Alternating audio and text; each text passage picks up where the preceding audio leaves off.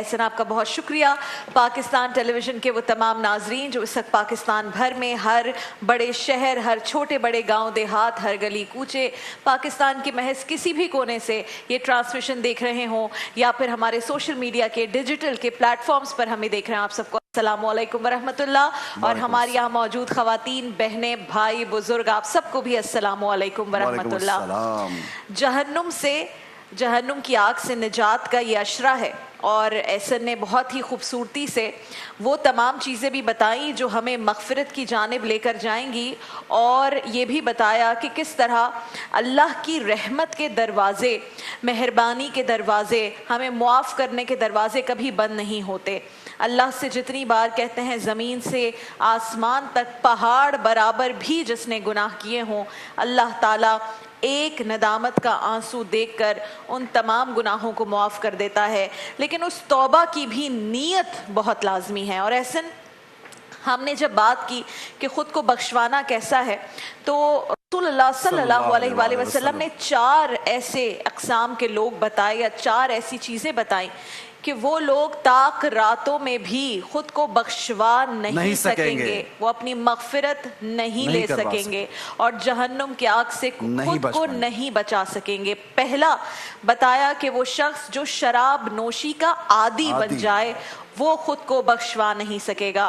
फिर एक और इतना इम्पोर्टेंट एक बात बता दी जो हम जिसे बहुत ही आसानी से इग्नोर करते हैं कि वालिदैन का नाफरमान पूरी रात इबादत करता रहे जहन्नुम की इस तपती आग से। कहते हैं हमारे तो नाखून के साइड पर वो एक छोटा सा टुकड़ा गोश्त का या स्किन का निकल आए तो हमें तकलीफ होती है, दांत की तकलीफ हो तो पूरे जिस्म में तकलीफ होती है।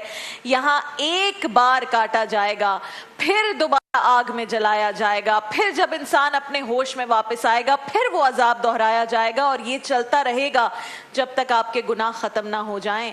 और वहाँ का एक दिन हमारी जिंदगियां उसमें सर्फ हो जाएंगी, वहाँ का एक दिन गुजरेगा। तो नाज़रीन किराम, वालिदैन का नाफरमान, शराब नोशी का आदी, फिर कहा दिल में बुग़्ज़ और कीना रखने वाला इस पूरी रात में इबादत करता रहे, लैलतुल क़द्र में खुद को बख्शवाने के लिए अल्लाह के सामने गिड़गिड़ाता रहे, लेकिन अगर दिल में बुग़्ज़ और कीना है तो जहन्नुम की आग से खुद को बचा नहीं सकेगा। बेशक। और फिर फरमाया सिला रहमी ना करने वाला, यानी क़तअ ताल्लुक़ करने वाला, क़तअ रहमी करने वाला। ये वो चीज़ें हैं जो मैंने और आपने अपनी ज़िंदगी में इसको अपनी ज़िंदगी का हिस्सा बना लिया है।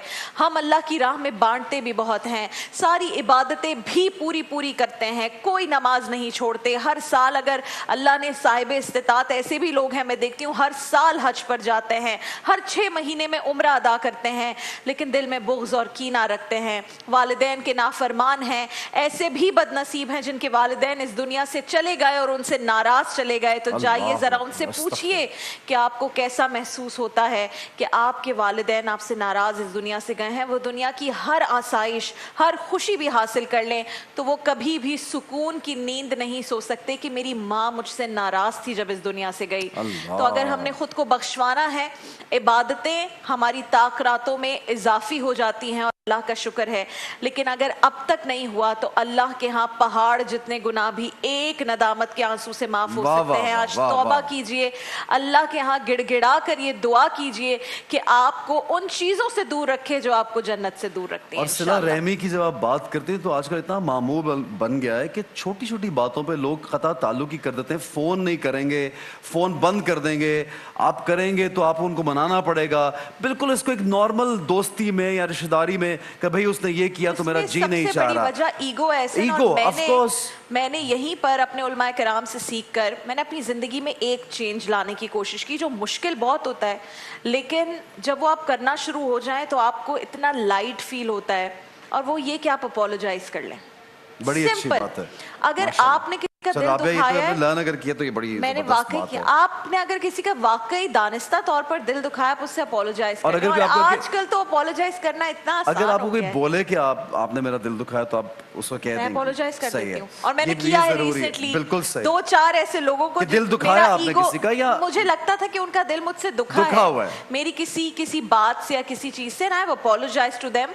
तो आपने जरूर ये करना है कि अगर आपको लगता है कि शायद उस वक्त आप जज्बात میں تھے یا غلطی سامنے والے سے غلطی ہے تو پھر تو میں کوئی معافی نہیں مانگتی, لیکن اگر غلطی میری ہے تو میں اپنے ایگو کو سائڈ پر اچھا رکھتی ویسے ہوں. اگر غلطی ہے بھی تو رسول خدا صلی اللہ علیہ وسلم کی وہ حدیث یاد آتی کہ اگر تم اپنا حق ہو اور وہ چھوڑ دو تو قیامت کے روز مجھ سے لے لینا. غلطی نہیں, مجھے ایسا لگتا ہے کہ کسی ایسے مظلوم کے ساتھ اگر ہاں کسی نے زیادتی کی ہے تو پھر تو جو غلط اپنے لیے کوئی لڑکی جو خود آواز نہ اٹھا سکے اور میں اس تو کی آپ کو آواز اٹھانی بنوں, یا چاہیے. کوئی اور انسان جو خود کچھ نہ کر سکے لیکن میں اس کی آواز بن اور جاؤں, یہ بھی مسلمان کے لیے لازم ہے کہ دوسرے کے لیے آواز ایٹ اٹھانا. لیسٹ بات تو کریں ہم, اور تو کچھ نہیں کر سکتے کہ غلط کو غلط بول سکتے. رسول اللہ صلی اللہ علیہ وسلم نے فرمایا کہ اپنے بھائی کی مدد کرو, جی. خواہ وہ ظالم ہو یا مظلوم. اور ظالم کی مدد تو ایسے صحابہ نے جب پوچھا کیسے آپ مظلوم کی تو کر سکتے ہیں, ظالم کی کیسے مدد کریں گے, تو آپ صلی اللہ علیہ وسلم نے فرمایا کہ مظلوم کو تو تم بچاؤ گے لیکن ظالم کو ظلم کرنے سے روکو گے, وہ اس کی مدد ہے. پھر امام علی کا قول یہاں پہ یاد آتا ہے صلہ رحمی کے لیے, وہ کہتے ہیں کہ جو تم سے قطع تعلق ہی کرے اسے تعلق جوڑو,